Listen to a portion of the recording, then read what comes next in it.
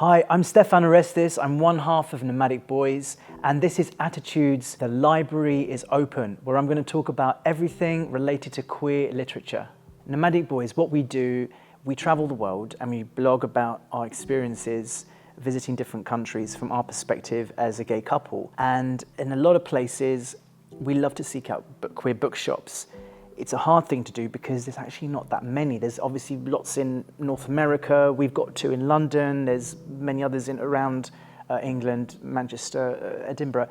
But go outside of that and it's very hard to find them. We found one in Taipei called Jinjin. I think it's the first one that caters to a gay Chinese-speaking audience. And in Sydney, there was a great one called the Darlinghurst Bookshop, right in the middle of the gay scene in Darlinghurst. And it's a fantastic place that stocks queer literature. But what we found sadly is because publishing has, I don't know if it's gone down in demand, it's hard to find good queer bookshops like we have in London and North America. They tend to be attached to sex shops. You'd go in and there'd be a corner with a bit of literature. So when we see them, we think, great, fantastic, great to see it.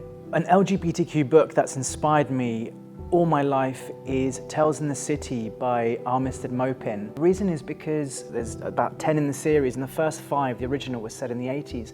I came out in 2003, and at the time, I remember I went to an event. I used to be a lawyer, and we went to a corporate gay event, and I won a big box of books, queer books. One of them was this book, Tales in the City by Armistead Maupin, and I read it, and I was gripped. I loved it because it's funny, it's well written, it's funny, so it's unputdownable. You know, you want to find out what's going on, you want to turn the page and find out what's going on. But more importantly, it was the first time I read a book where queer characters were seen in a positive light. They were seen as everyday people doing everyday things. They weren't seen as a villain or someone with a dramatic, terrible ending.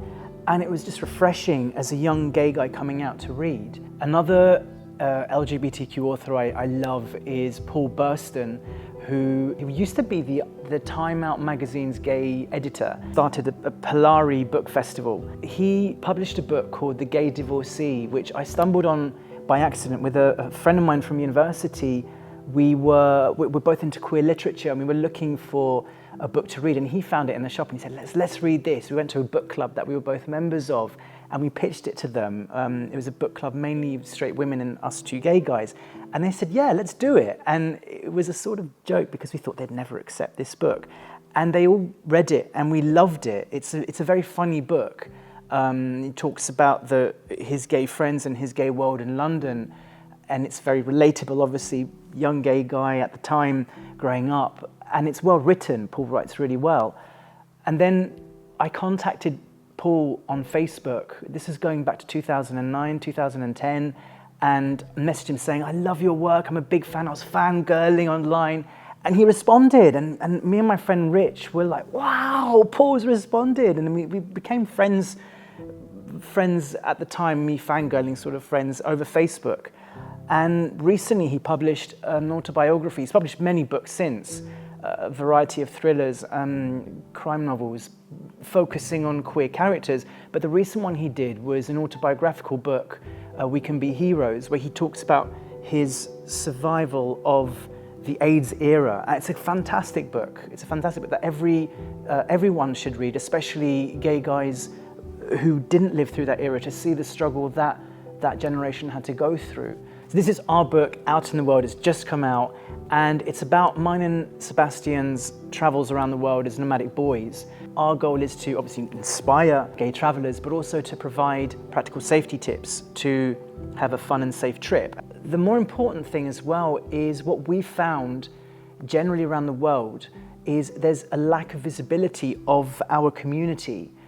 You go outside of our rainbow bubble of West Europe and North America, and there isn't much. And what made an impression on us, we were in Sandakan in Malaysia, a small town in Borneo, and we were working with a hotel there. Now Malaysia has an anti-gay law, and this hotel was great to want to promote their services to the gay market. When we checked in, the girls at reception were sort of giggling in this sweet way. They weren't mocking, but they were just giggling because they'd never seen a gay couple before. They'd never seen two men who sleep together, who are together, but are normal, because the only visibility they had of gays were what their media presented to them, which is probably a negative stereotype, unfortunately. So through internet, through the modern age, we're getting more and more visibility, and that's how we're going to get progressive change. Through that visibility, we start to have the conversations that need to be had, and gradually we get change. So having something like this out, I think, is our way of saying, look, we're here, this is the gay community doing something, and that's what we hope to achieve with our book.